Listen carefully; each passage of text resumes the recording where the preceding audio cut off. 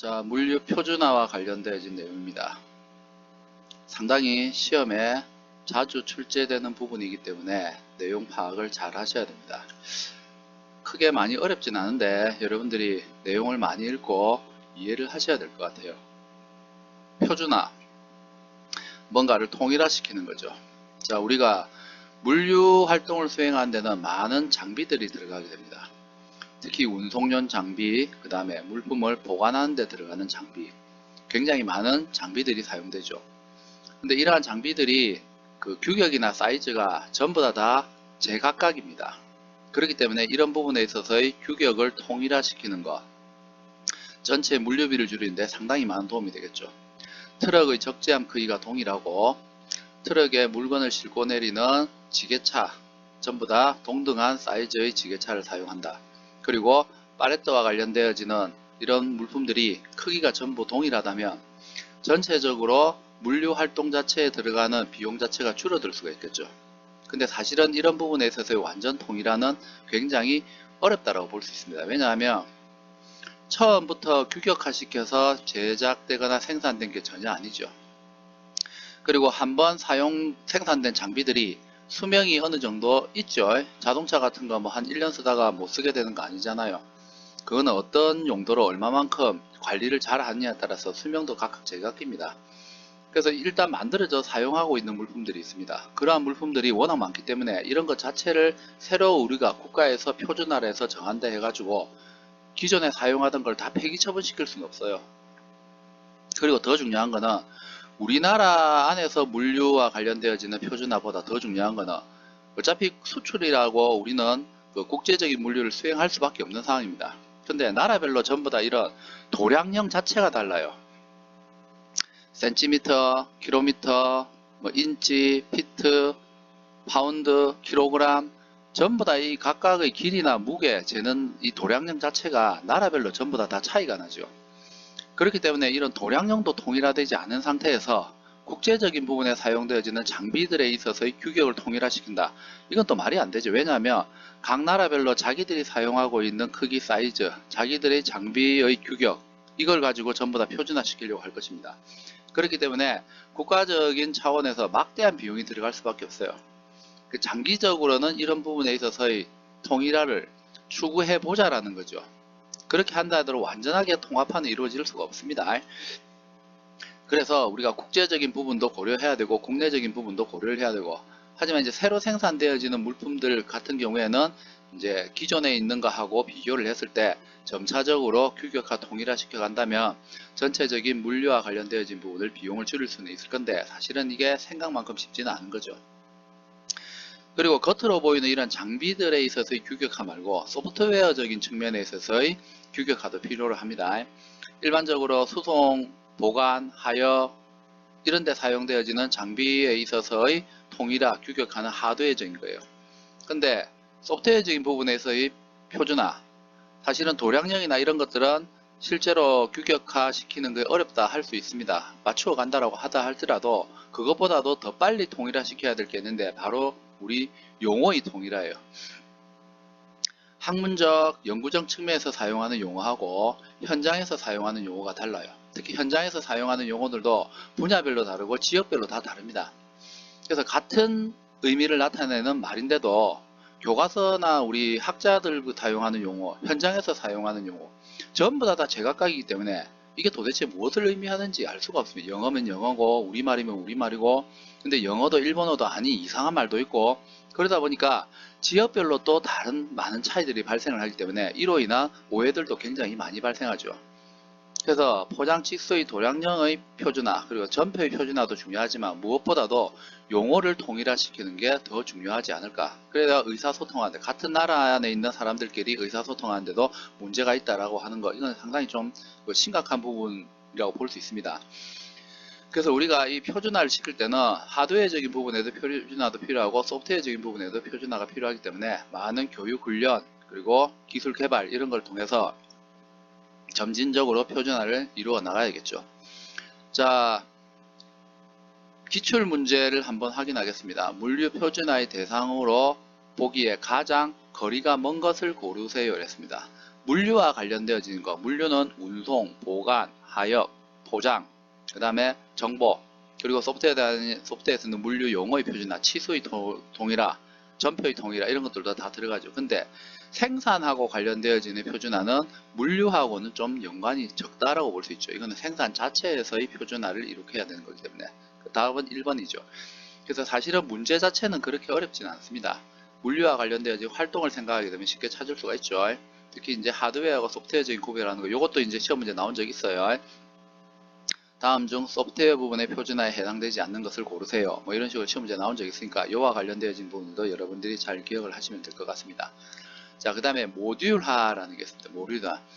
자, 표준화를 추구하는 데 있어서 가장 그 선결 요건 중에 한 개가 바로 도량령을 규격화시키는 겁니다.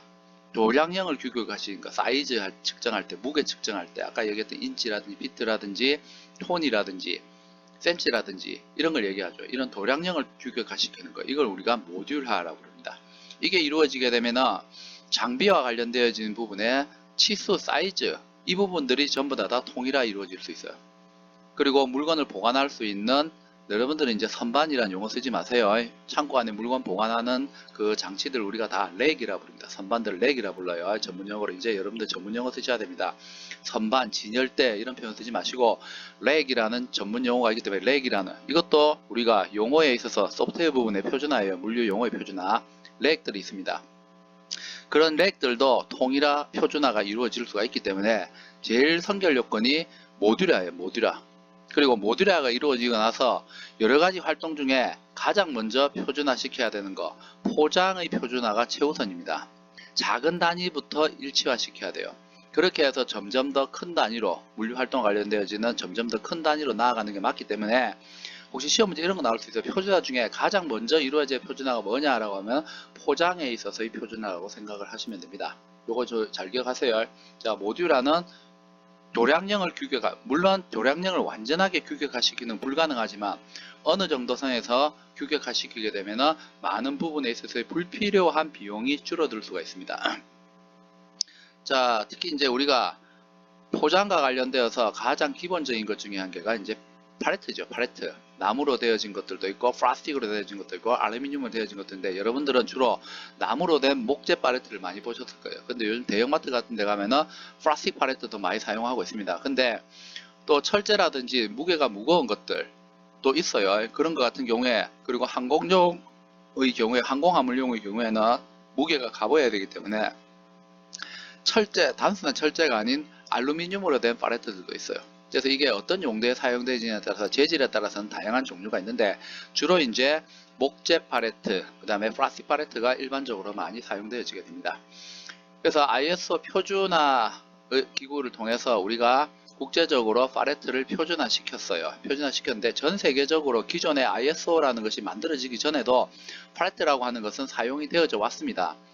그래서 아까도 얘기했지만 하나의 기준에 전 세계가 국내에서 맞추게 되는데 전 세계적으로 다 동일하게 맞추기는 어렵죠. 왜냐하면 기존에 사용하던 것들이 있기 때문에. 그래서 ISO 표준화 기구에서는 이거를 표준형 팔레트라고 한다라고 정해는 놨고 권고사항이죠. 거기서 쫓아가도록 이제 유도를 하는 거죠. 우리나라는 팔레트 중에서 T11형 팔레트라고 부릅니다. T11형 팔레트 1100에 1100에 144 숫자 외워야 됩니다. 유럽형 팔레트 1200에 800, 미국 1200에 100, 일본 1140에 1100. 일본이 이제 그 ISO 표준 사이즈하고 다 동일하죠. 근데 나라별로 전부 다 차이가 있어요. 요 치수 시험 문제 나온 적이 있습니다. 각 나라별로 팔레트 요 치수 시험 문제 나온 적 있고, 우리나라는 일명 T11형 팔레트예요. 1100에 1100에 144. 제가 특정 교재를 한 본 적이 있는데, 특정 교재에 이걸 잘못 썼는데 TH형 팔레트라고 써놓은 책이 있어요. 그건 웃고 넘겨야 될 문제가 아닙니다. 그거 굉장히 심각한 문제입니다. 오타도 아니고, 어떻게 그렇게 TH형 팔레트라고 하는 거 쓸 수가 있는지 저는 이해가 안 되는데, 자, 우리나라는 T11형 팔레트예요. 여러분 헷갈리시면 안 돼요. 1100에 1100에 144라는 거. 그리고 컨테이너, 그 다음에 트럭에 있어서의 기본 적재함의 크기, 이 정도는 기억하셔야 돼요. 자, 일반적으로 여러분들이 길거리에서 보실 때 또는 운전하시다가 또는 집 근처에 이렇게 그 컨테이너를 쌓아 놓는 CY라고 하는 것 또는 CFS 창고라는 것을 보시게 되면 컨테이너들이 많이 쌓여져 있죠. 또는 이제 공사장 사무실용으로 사용하고 있는 폐기 직전의 폐기 직전의 컨테이너도 있습니다. 보통 이제 컨테이너들 여러분들이 보시기에 좀 작은 거 컨테이너가 그 5.8, 2.3, 2.3, 5.8m 짜리예요. 그러니까 앞에 입구 높이 2.3, 그 다음에 가로 2.3, 그 다음에 길이 5.8m. 그게 이제 좀 작은 우리 컨테이너고, 좀 큰 컨테이너는 2.3에 높이 2.3에 길이가 12m짜리예요. 12m짜리. 여러분 요 정도 사이즈 ISO 표준입니다. 요 정도는 기억하셔야 돼요. 물론 컨테이너들도 제작하는 회사마다에 따라서 약간의 차이점이 있습니다만 이제 ISO 표준으로 2.3, 2.3, 5.8m, 2.3, 2.3, 12m 요런 우리가 흔히 이렇게 이제 기준을 정해 놓고 있어요. 그럼 작은 컨테이너들이 20부터 컨테이너고 좀 길이가 긴 컨테이너들을 우리가 40부터 컨테이너라 불러요. 그러면 20부터 컨테이너 안에 팔레트 실제로 집어넣으면 몇 개가 들어갈 수 있느냐, 이런 것들이 시험 문제에 물을 수 있습니다. 그럼 기본적으로 우리가 컨테이너는 직육면체죠.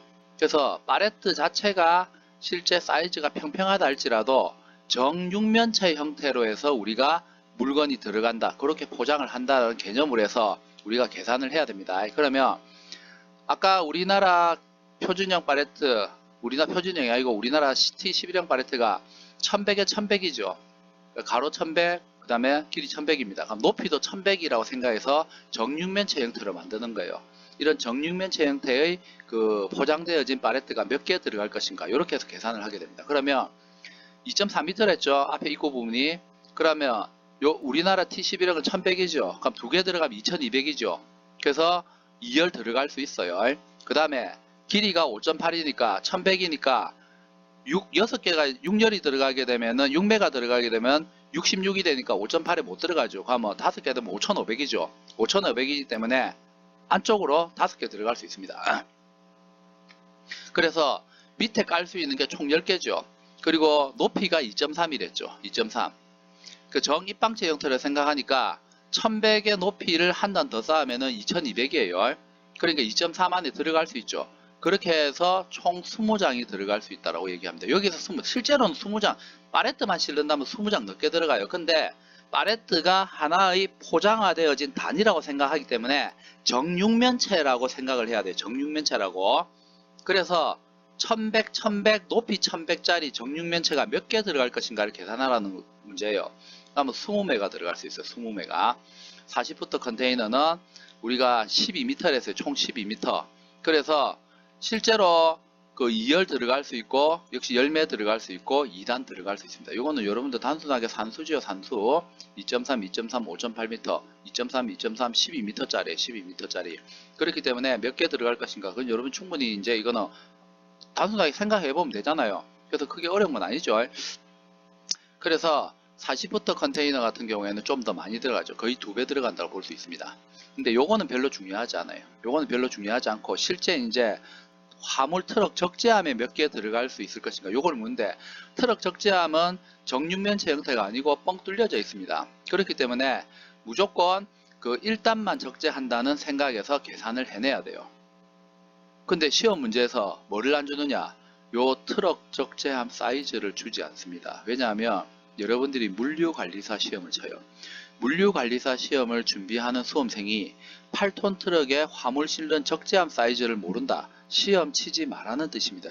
그래서 요거 수치 안 줍니다. 그냥 8톤 트럭에 우리나라 T11형 팔레트가 몇 장 들어갈 수 있느냐, 11톤 트럭에 몇 장 들어갈 수 있느냐, 그냥 이렇게 물어요. 그렇기 때문에 여러분들이 이 사이즈는 꼭 외우고 있어야 돼요. 어쨌든 다행히 2340이니까 1100, 1100 곱하기 2개 하면 2200이니까 일단은 2열 들어갈 수 있어요. 자, 1100짜리를 7개 넣으면 7700 되죠. 근데 7300이니까 못 들어가요. 그래서 6열밖에 못 들어가요. 11톤 트럭 9100이죠. 9개 들어가면은 9900이 되죠. 숫자 모자라지고 8 들어가면 8800이에요. 그래서 여유 좀 남죠. 그래서 8매 들어갈 수 있죠. 그래서 16톤 트럭에는 2열 8매, 16매, 8톤 트럭에는 2열 6매, 그래서 12매, 12장 들어갈 수 있습니다. 여러분들 요 숫자 몇 장 들어간다 이거만 외우시는 분들이 있어요. 왜냐하면 어차피 계산 문제 나오면은 몇 장 들어가니까 이거 나올 거니까 크크크 할 수 있잖아요. 왜 큰일 나느냐, 문제에서 우리나라 T11형 파레트일 경우에 지금 요거지, 만약에 유럽식이나 미국식이나 일본식으로 바꿔서 나면 못 짤 거예요. 그렇게 되면은 지금 외우고 있는 거하고 전혀 다른 수치 나와요. 그래서 여러분들이 트럭 적재함 사이즈 8톤하고 11톤 트럭 암기해야 됩니다. 무조건 외워야 됩니다. 그리고 아까 얘기했죠. 우리나라 거 말고 유럽 거, 미국 거, 일본 거 사이즈 다 같이 외우라고. 예? 우리나라하고 국제 무역을 많이 하는 회사, 나라들이기 때문에 이런 나라에 있는 파레트들이 우리나라에 많이 들어와 있고, 우리나라에 있는 파레트들이 그 나라에도 많이 가 있어요. 한번 쓰고 버리는 거 아니잖아요. 계속해서 반복해서 사용해야 되는 겁니다. 파레트 한 장 돈이 얼만데요. 그 폐기 처분시킬 수 있고 하는 게 아니에요. 그렇기 때문에 이 회수도, 파레트는 회수와 관련된 부분도 굉장히 심각한 비용이나 문제를 많이 발생을 시킵니다. 그래서 실제로 다양한 종류의 사이즈의 파레트들이 사용되기 때문에 문제에서 요구할 때 일단 여기에 지금 예시로 내어놓은 거는 우리나라 T11형 파레트를 기준으로 했을 때 예시이지 유럽식이나 미국식이나 일본식하고 전혀 상관없는 거예요. 그렇기 때문에 8톤 트럭 사이즈 적재함 사이즈, 11톤 트럭 적재함 사이즈 이거 안 외우고 있으면은 그냥 문제 못 푸는 겁니다. 이거는 복잡한 수학 공식도 아니고 여러분들이 정해진 하나의 틀에다가 조그마한 정사각형짜리가 있는데 이게 몇 개 들어가는가, 이거 초등학생들, 유치원 다니는 학생들도 하는 겁니다. 이거 어려운 거 아니잖아요. 근데 이 사이즈를 모르니까 문제를 못 푸는 거예요. 그리고 우리나라 거는 외우고 있는데 다른 나라 거는 안 외우고 있는데 시험 문제에서 미국계 시험 문제 나오면 못 잘 거예요. 그러니까 요거는 또 파레트 사이즈들은 단독으로도 시험 문제 많이 나옵니다. 단독으로도 시험 문제 많이 나오고, 이렇게 계산 문제 연결시켜 복합 문제도 시험 문제 많이 나오고, 그래서 제가 이거 일부러 파란색으로 해놨겠죠. 심심해서 할 일이 없어서 파란색으로 칠했을 거예요. 그죠? 절대 아니죠. 요거 반드시 외우세요. 반드시. 자, 그리고 앞에서도 얘기했지만 모듈화는 포장에 있어서의 모듈화가 먼저 추진이 돼야 됩니다. 그 다음에 운송 보관 하역에 있어서의 모듈화가 진행이 돼야 되죠. 그래서 포장에 있어서의 모듈화가 가장 선결적으로 이루어져야 되는 부분이에요. 이 부분이 이루어져야지 다른 장비들하고 관련되어진 부분에도 모듈화, 즉 개품에 대한 모듈화가 일어나야 장비에 대한 표준화가, 모듈화가 진행이 되어질 수가 있습니다. 자, 실제로 이렇게 11형 파레트를 물었는데 이 11형 파레트가 아니고 그 일본이나 미국이나 유럽 사이즈를 물을 수 있어요. 그렇게 되면 여기 있는 답은 달라져요. 근데 요거는 아까 위에서 계산했듯이 가장 기본적인 20부터 컨테이너에 있는 T11형 파레트와 관련되어진 부분입니다. 자, 파레트는 주로 ISO에서 정한 거는 1200에 800, 1200에 1000, 800에 1000이에요. 요게 ISO에 정한 표준화인데 요게 왜 이러냐면 유럽 사람들이 자기들이 많이 사용하는 파레트를 기준으로 정했어요. 왜냐면 ISO 자체가 유럽에서 주도가 되었고 우리는 한참 있다가 늦게 받아들였죠. ISO 표준화와 관련되어진 부분에 있어서. 그래서 유럽 사람들이 주동을 하다 보니까 일단 자기들 입맛에 맞춰 놨어요. 그렇기 때문에 실제로 이것을 전 세계적으로 적용을 강제적으로 시키는 건 불가능하죠. 그리고 기존에 다른 나라에서 다양한 자기들의 산업 발전 형태와 관련돼서 파레트들은 다양하게 사용되고 있기 때문에 여기에 대해서 각국별로 전부 다 의견이 전부 다 다르기 때문에 강제적으로 적용하는 것이 어렵습니다. 하지만 표준화 기구에서 정한 이 치수에 맞추어 가려고 노력을 하고 있죠. 자, 우리나라 같은 경우에는 T11형 KS의 규칙에 의해서 T11형 1100에 1100짜리가 가장 많습니다. 근데 요거 말고도 우리도 1000에 1200짜리도 쓰고 있고 900에 1100짜리도 있어요. 여러분 이 수치는 모르셔도 돼요. 하지만 ISO에서 정한 세 가지 표준도 기억하셔야 되고, 아까 위에서 얘기했던 거 유럽, 미국, 일본에 있어서의 파레트 어느 것을 규격해서 사용하고 있다. 요것도 같이 암기하셔야 됩니다. 자, 실제로 우리나라에서도 파레트가 다양한 치수가 사용되어지고 있어요. 역사적으로 다른 나라하고 많은 거래도 하고 있기 때문에 그게 누적이 되었죠. 그러다 보니까 파레트들이 종류가 굉장히 다양합니다. 그래서 파레트를 표준화시키는 것 자체가 왜 어렵냐면 실제 대기업 같은 경우에는 1000에 1200짜리를 주로 쓰고 있는데 대기업들이 전국에 어마어마하게 큰 물류 창고 시설을 많이 갖추고 있어요. 표준화 파레트에 맞추어서 공장 창고를 전부 다 개조하게 되면 천문학적인 숫자의 돈이 들어요. 그래서 이거 한 방에 다 뜯어 고치는 거 다시 불가능합니다. 불가능해요. 중소기업들이 어느 정도 실제로 이제 표준화 쪽에 맞는 치수들을 쓰고 있지만 그것보다 더 큰 대기업들이 전국에 어마어마하게 막 큰 물류 창고들, 양산이나 또는 경기도 지역에 가면 창고들 엄청나게 많죠. 거기에 있는 파레트 쓸 수 있는 그 렉이라든지 창고 시설 규모 자체가 어마어마해요. 그거 전부 다 표준화 형태로 해서 바꾸게 되면 어마어마하게 많은 비용이 들어갑니다. 그럼 그동안에 장사 어디서 하라고요? 그동안에 살고 있던 팔레트도 다 갖다 버릴 수는 없잖아요. 그렇기 때문에 사실 팔레트 표준화가 어렵다는 거예요. 그리고 화물의 형태에 따라서 이때까지 역사적으로 계속해서 사용하고 있던 팔레트들이 있는데 그 팔레트들을 KS 또 표준 팔레트화로 다 통일화시키는 것이 어렵습니다. 그리고 실제로 차량이라든지 그 다음에 하역 장비라든지 이런 것들이 KS 표준 팔레트하고 맞지 않는 부분들 많아요. 그래서 그 표준 팔레트를 쓰게 되면 물품의 적재 효율이 떨어지게 됩니다. 그렇기 때문에 사실 표준화된 팔레트를 실제로 기업들에서 적용하는 데는 상당히 많은 문제점들이 있습니다. 그래서 표준 팔레트를 사용할 때 가장 큰 문제점이 뭐냐? 생산 라인 자체를 바꿔야 되고 그 다음에 출하와 관련되어진 부분에 있어서의 하역 장비가 또 달라요. 그리고 제일 중요한 포장을 바꿔야 된다. 이런 부분에 대한 그리고 전체적인 창고 관리 시설부터 시작해서 운송수단 트럭 적재함하고 관련되어진 부분까지 전부 다 표준화 팔레트로 만들어야 되기 때문에 사실은 큰 문제점들이 있는 거죠. 비용이 너무 많이 들죠. 그래서 T11 ton 팔레트를 쓰면 기존의 우리 트럭들의 적재함 사이즈를 전부 다 크게 바꿔야 돼요. 근데 기존에 운행되고 있는 차량들의 적재함을 광폭화식으로 바꾸는데 차량 한 대당 60만원이 소요해야 됩니다. 전국에 1톤 포트부터 시작해서 8톤 미만 트럭들이 얼마나 많아요. 그거 다 바꾼 다음에 돈 얼마나 많아요. 이거는 개인이 해결할 수 있는 부분이 아니에요. 개인 한 명이 트럭 한 대를 가지고 운행하시는 분도 있지만 전문적으로 물류와 관련되어서 그 3자 물류 업체들 같은 경우에는 자기들이 가지고 있는 트럭이 전국적으로 몇천 대, 몇만 대가 될 수 있습니다. 그걸 어떻게 다 바꾼단 말이에요. 그거 엄청나게 많은 비용이 들죠. 그렇기 때문에 한 번에 표준화를 다 시키겠다. 그런 것은 일어날 수가 없습니다. 그래서 국가적 차원에서도 천천히 그리고 새로 생산되는 그러한 부분에 있어서의 표준화를 진행을 하는 거예요. 어차피 장비들은 노후화되면 새로운 걸로 교체될 수밖에 없습니다. 그렇기 때문에 단계적으로 해서 표준화를 추진을 하는 것, 그게 합리적이라고 볼 수가 있죠.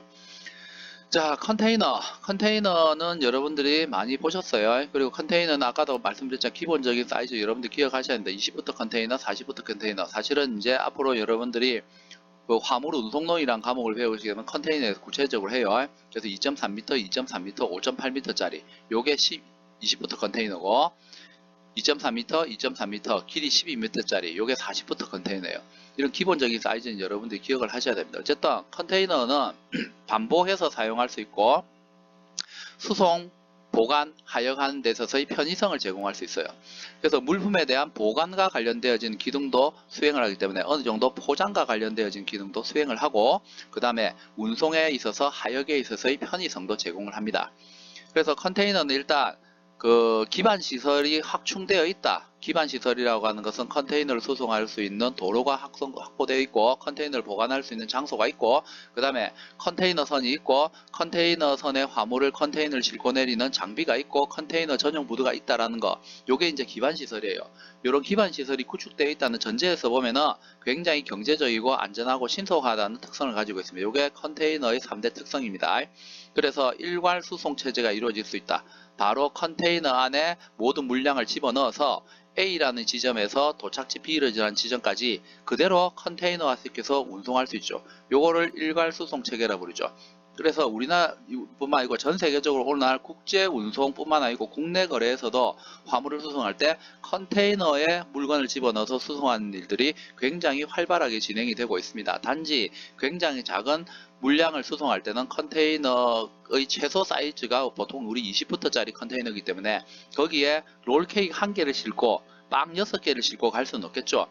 그렇기 때문에 컨테이너는 혼적이라는 게 발생을 합니다. 나중에 혼재 작업이라는 게 있어요. 콘솔이라고 부르는 게 있는데 그거는 나중에 뒤쪽에 가서 여러분들이 화물 운송론 쪽에 가서 별도로 일단 배우시면 되고 어쨌든 컨테이너 자체가 가지는 그 특성들 우리가 국제 물류에서 굉장히 용이한 점이 있다라는 거 그리고 일괄 수송 체계를 실현시키는 데 있어서 없어서는 안 되는 굉장히 중요한 장비이다. 일단은 여기서는 요까지만 기억하면 됩니다. 자, 상당히 조금 많은 얘기를 했는데 자, 일단 표준형 팔레트가 실제로 사용되기에 있어서의 문제점들이 뭐가 있고 어떻게 개선해야 되는가 라는 일반적인 내용들 많이 읽어보셔야 되고 시험 문제 잘 나옵니다. 시험 문제 굉장히 잘 나와요. 그리고 모듈화는 포장에 있어서의 모듈화가 먼저 진행되어야 된다는 것. 그리고 ISO에서 규정한 표준형 팔레트의 수치, 우리나라는 KSC 11형 팔레트를 썼는데 수치가 어떻게 되고 유럽이나 미국이나 일본은 어떤 사이즈를 갖고 있다. 잘 기억하셔야 되고, 기본적으로 컨테이너의 사이즈는 알고 있어요. 2.3, 2.3, 5.8m 20부터 컨테이너, 2.3, 2.3, 12m 40부터 컨테이너예요.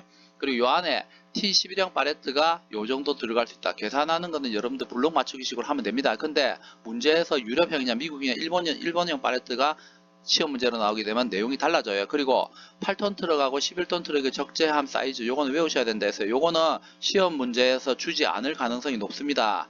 그리고 아예 단독적으로 11톤 트럭의 적재함 사이즈 크기가 어떻게 되느냐 이걸 시험 문제 물을 수 있어요. 자, 컨테이너는 원래 직육면체 형태이기 때문에 우리가 팔레트를 안에 적재를 할 때도 한 장, 두 장 평면으로 들어가는 게 아니고 팔레트에 화물이 들어간다는 생각으로 해서 정육면체 형태의 사이즈로 해서 몇 개 들어갈 것인지를 계산을 해야 됩니다. 하지만 이 트럭들은 위에 그 정입방체 형태가 아니고 그냥 트럭의 적재함이 그 화물을 집어넣을 때 기본적으로 팔레트에 화물 포장된 거 한 단위밖에 집어넣지 못한다는 전제하에서 돼요. 왜냐하면 높이가 굉장히 높아지는 문제가 생기기 때문에. 그래서 그 2단 적재는 하지 않는다는 전제하에서 계산을 해야 돼요. 그렇게 해서 몇 장 들어갈 수 있다. 연습 많이 하셔야 됩니다. 우리나라 것만 아니고 유럽이나 미국이나 일본 걸로도 계산해 보셔야 돼요. 그렇게 되면은 요거와 관련되어지는 배수 계열과 관련되어지는 문제는 다 맞출 수 있어요. 그 배수 계열하고 관련되어지는 문제 나오는 거는 사이즈를 직접적으로 묻는 것도 나올 수 있고, 컨테이너라든지 8톤 트럭이라든지 11톤 트럭에 각 나라별 이 팔레트들이 몇 장씩 들어가는가, 그게 시험 문제 나올 수 있고, 주로 이제 많이 나오는 거 우리나라 T11형 팔레트가 많이 나오는데 간혹 가다가 이제 출제하는 교수님들이 조금 어렵게 내기 위해서, 또는 여러분들이 미국이나 유럽이나 일본의 그 팔레트 사이즈를 알고 있나 모르고 있나 요거를 테스트하기 위해서 배수 계열 문제로서 전환시켜서 시험 문제 낼 수도 있어요. 그리고 8톤 트럭이나 11톤 트럭의 전체적인 적재함 크기 사이즈, 이거는 물류관리사 시험 준비하는 사람들의 상식이에요. 마찬가지입니다. 20부터 컨테이너 2.3m, 2.3m, 5.8m, 2.3m, 2.3m, 12m 이거 모르면 물류관리사 시험 치면 안 돼요. 이거는 왜 시험 문제에서 안 줬는지 그렇게 생각하면 안 됩니다. 이거는 당연히 알고 있어야 되는 겁니다. 뭐하고 똑같냐면 구구단하고 똑같은 거예요. 물류관리사에 있어서 이 구구단은 이 팔레트 사이즈, 그 다음에 컨테이너나 화물 트럭 적재함의 사이즈, 이게 바로 물류관리사에 있어서는 구구단과 같은 거예요. 구구단 모르고 우리 기본적인 수학 아무것도 못하죠. 강제적으로 외우셔야 됩니다. 수고하셨습니다.